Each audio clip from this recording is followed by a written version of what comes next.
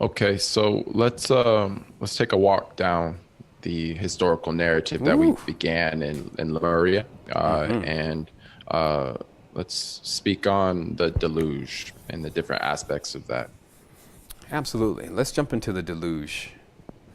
So, the deluge in itself, some can see it as a metaphor, some can see it as an actual event, some can even be deluge in this day that we're living in now, because there's different aspects of a deluge, right? There could be a mental deluge where every single thing that you once knew is lost.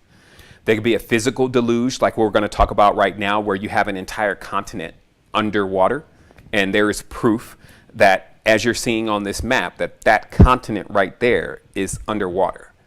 And even to this day, which they don't allow many people to go out here, but there are some documentaries that were done by, I believe, ABC, and the History Channel has some stuff where some people that were very curious about this idea of a deluge went out to these areas, did some diving, and about 5,000 feet down found an entire city.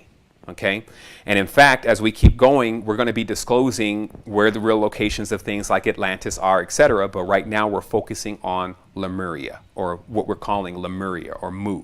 Now, as you see, it has a different name here because most of these names have been changed. But it is the sheer identity that there is a continent that was in an area that was completely submerged.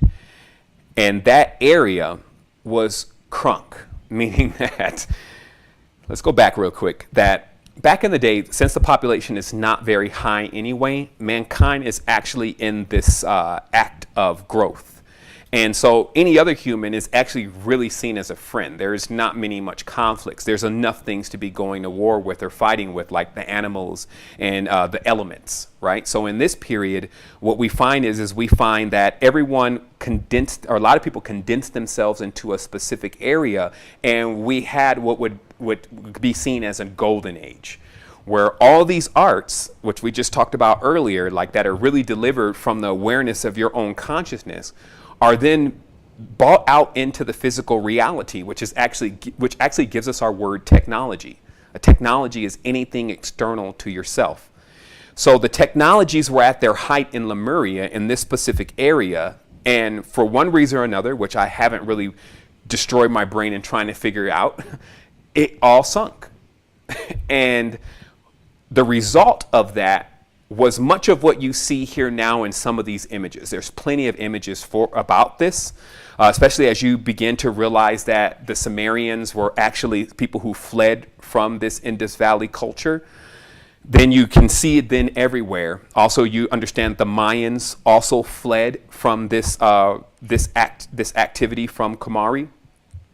And so in these pictures, as you're seeing on the screen, you're seeing three different cultures saying that they experienced this deluge. And now I know this in fact to be a fact because now when you look at this map, where that red triangle is actually where that continent was that I was pointing out that is underwater. And when the people that were inhabiting that continent had no choice but to leave, then it brought about these different civilizations as you're seeing on the map. Some of them fled into Africa and became known as the Nagas there. Some fled into the Berber, which are now known as the Berber. Some became the Greeks. Some became the Sumerians. Some became the Chinese. Some became the Nagas that you still see over in Australia or New Zealand, right? And then all the way as far as the Americas, which is the Native Americans, because, the gig is kind of up. If we play the separatist game all of our lives, you never see just how connected everybody really is. And it works kind of like a marker running out of ink. If you're able to jump to the next racial group, you're actually able to see the connection in the racial group that comes after that. And that all being predominantly controlled by the environment that these groups inhabited. So, we're living in a time where there's quite a bit of migration of peoples across the world. Is there anyone that you want to highlight, specific groups after the deluge? For sure. I think that the culture that you're going to really, Well, between the Sumerian and the Mayan cultures, you're going to see more of this evidence than pretty much anywhere else. And it's because these two cultures not only survived the deluge, but actually got to a stage of flourishing again. So if we look at the Mayan empires and all the imagery and the culture, what we find is that after fleeing from the deluge, then they went into Peru.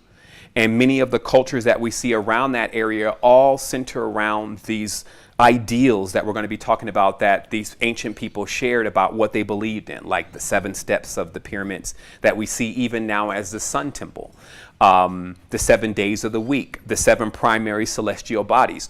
All of these things come from an original culture, and then you can start tracking that culture as you see them begin to spread that knowledge